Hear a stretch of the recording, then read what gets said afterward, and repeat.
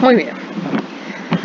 Vamos a hablar ahora en otro sistema completamente distinto a los que ustedes han trabajado hasta ahora en la escuela.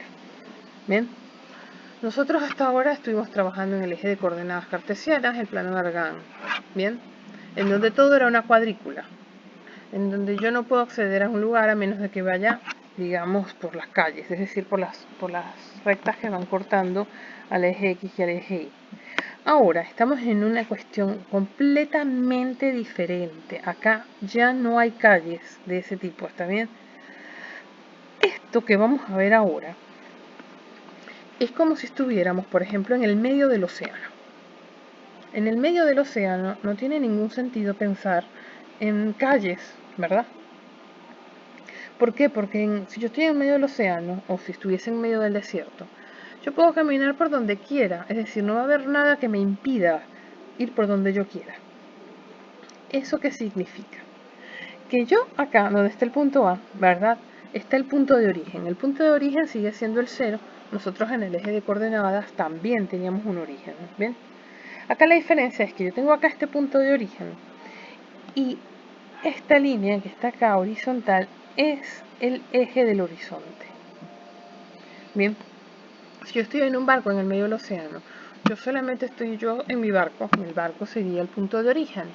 Y lo único que tengo es una línea de referencia, que sería la que me indica dónde está el norte, ¿verdad?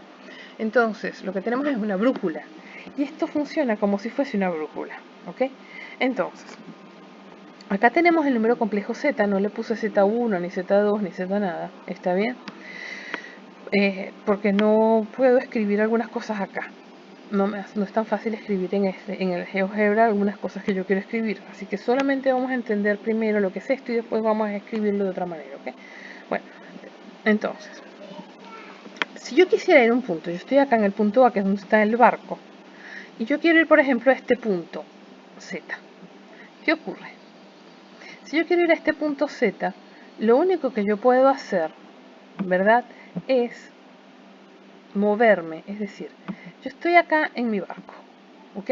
Yo quiero ir al punto rojo que ya vieron dónde estaba. Entonces, el punto rojo suponiendo que esté acá. Yo quiero llegar ahí. Yo estoy acá. Entonces, lo primero que voy a tener que hacer es mover el volante del barco, es decir, tengo que inclinarme un ángulo, ¿cierto? Ese ángulo va a depender de dónde esté el punto, ¿ok? Entonces, nos abrimos el ángulo necesario para llegar a ese lugar. Y después, ¿qué tengo que hacer? Después tengo que caminar. Tengo que caminar, en este caso en el barco, tengo que navegar hasta que llegue al punto. Entonces, si el punto está acá, lo que yo voy a tener es que inclinarme un ángulo y después caminar una distancia. Por lo que nosotros vamos a tener, entonces, es esa distancia que va a estar desde el punto A hasta el punto Z, que es el punto de destino. Esta distancia que acá se llama AZ. Bien, AZ es la distancia desde el punto A hasta el punto Z. Ahora, presten mucha atención a lo siguiente. Primero, este sistema, en donde ya no hay eje X y eje Y, este sistema se llama sistema circular o sistema polar. Lo que tengo entonces son los ángulos en los que me muevo y las distancias que recorro. Ok, luego el ángulo. Este ángulo en el que yo me muevo se llama argumento. El ángulo se llama argumento. El punto Z es mi punto de destino, ¿verdad? Entonces, esta distancia, esta flechita que vemos acá, es un vector. ¿Por qué es un vector? Es un vector porque tiene tres magnitudes, es decir, está por un lado la distancia de A hasta Z, ¿verdad?, que mide 5. Después está la flechita que me dice de dónde a dónde voy, porque yo estoy yendo desde el barco, desde acá mi punto de origen, hasta el punto rojo. Por eso la flecha está acá. Eso se llama sentido. Yo estoy yendo hacia Z.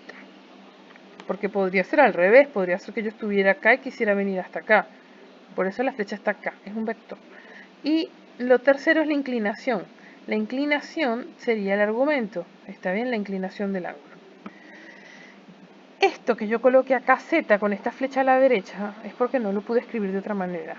esta flecha va acá arriba de la Z. ¿Por qué? Porque si esto es el punto Z, que es el número complejo, esta Z con la flecha arriba es el vector. Y esto, desde A hasta Z, es la distancia, que después van a ver cómo se escribe. ¿Ok?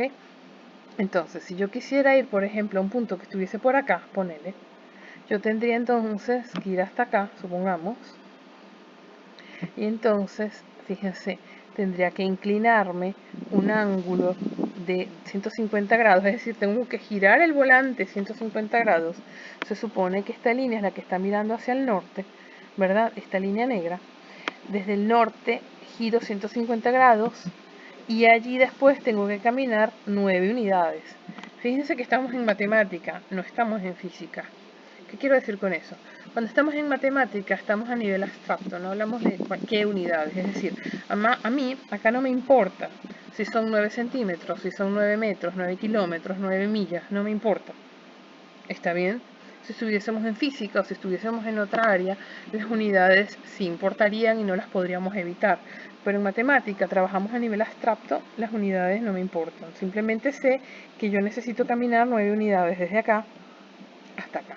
Bien, podríamos estar también en cualquier lugar, es decir, yo podría estar acá, el ángulo sería este, el argumento, la distancia. Bien, entonces este sistema se llama polar.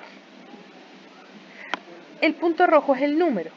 Por lo tanto, cuando estamos dentro del sistema polar o sistema circular, los números ya no tienen parte real y parte imaginaria. Lo que tienen es el ángulo y la distancia. Fíjense que acá la distancia que tengo que recorrer son 3 unidades. Tengo la distancia, en este caso 270 grados, el argumento, el ángulo, 270 grados, y la distancia que tengo que recorrer, que son 3 unidades. Argumento y la distancia se le llama módulo. Es el módulo del vector. Módulo. Entonces, en la forma polar y forma circular, en el plano polar, ¿verdad? Nosotros ya no hablamos de parte imaginaria y de parte real. Ahora el número complejo, que sigue teniendo dos partes, son módulo y argumento. Módulo y argumento. En un siguiente video vamos a ver cómo se escribe esto, ¿bien?